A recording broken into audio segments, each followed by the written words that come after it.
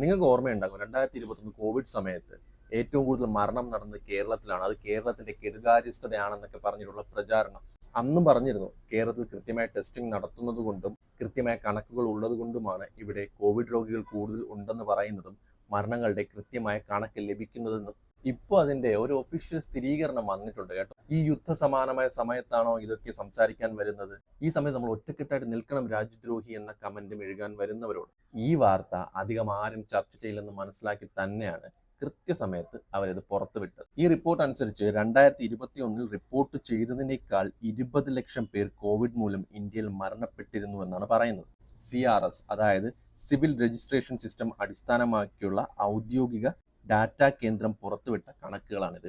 ഔദ്യോഗികമായി പുറത്തുവിട്ട റിപ്പോർട്ട് പ്രകാരം 2021 മരണങ്ങളുടെ വർധനവ് ഏകദേശം 20 ലക്ഷമാണ്. നേരത്തെ ഇത് രേഖപ്പെടുത്തിയിരുന്നത് ആ വർഷത്തെ ഔദ്യോഗിക മരണനിരക്ക് എത്രയാണ്? 3.3 ലക്ഷം മാത്രമാണ്. അതായത് 17 ലക്ഷത്തോളം മരണങ്ങൾ മുക്കി. 4 വർഷത്തിന് ശേഷം പുറത്തുവിട്ട കണക്ക് പ്രകാരം 26% വർധനവ്. ഏറ്റവും കൂടുതൽ മരണസംഖ്യ കുറച്ച് കാണിച്ച സംസ്ഥാനം ഏതാണ്? ഗുജറാത്ത്. ഗുജറാത്ത് പറഞ്ഞത് അവിടെ മരിച്ചത് 5809 പേര് മാത്രമാണെന്നാണ്. യഥാർത്ഥത്തിൽ അവിടെ മരിച്ചതാകട്ടെ 1,90,5000 മനുഷ്യർ. കഴിഞ്ഞിട്ടില്ല, ബാക്കി സംസ്ഥാനങ്ങളുണ്ട്. മധ്യപ്രദേശിൽ ഔദ്യോഗിക കോവിഡ് സംഖ്യയേക്കാൾ 18 മടങ്ങ് കൂടുതലും പശ്ചിമ ബംഗാളിൽ 15 മടങ്ങ് കൂടുതലുമാണ് മരണങ്ങൾ. ബീഹാർ, രാജസ്ഥാൻ, ജാർഖണ്ഡ്, ആന്ധ്രാപ്രദേശ് എന്നിവിടങ്ങളിലും അധിക മരണങ്ങൾ ഔദ്യോഗിക കോവിഡ് സംഖ്യയേക്കാൾ 10 മടങ്ങാണ് കൂടുതൽ. ആ വർഷത്തെ ഔദ്യോഗിക കോവിഡ് മരണസംഖ്യയും കണക്കാക്കിയ അധിക മരണനിരക്കും തമ്മിലുള്ള ഏറ്റവും കുറഞ്ഞ വ്യത്യാസം കേരളം, ഉത്തരാഖണ്ഡ്, അസം, മഹാരാഷ്ട്ര, ഡൽഹി എന്നിവിടങ്ങളിലാണെന്നും ഈ ഡാറ്റ വെളിപ്പെടുത്തുന്നുണ്ട്.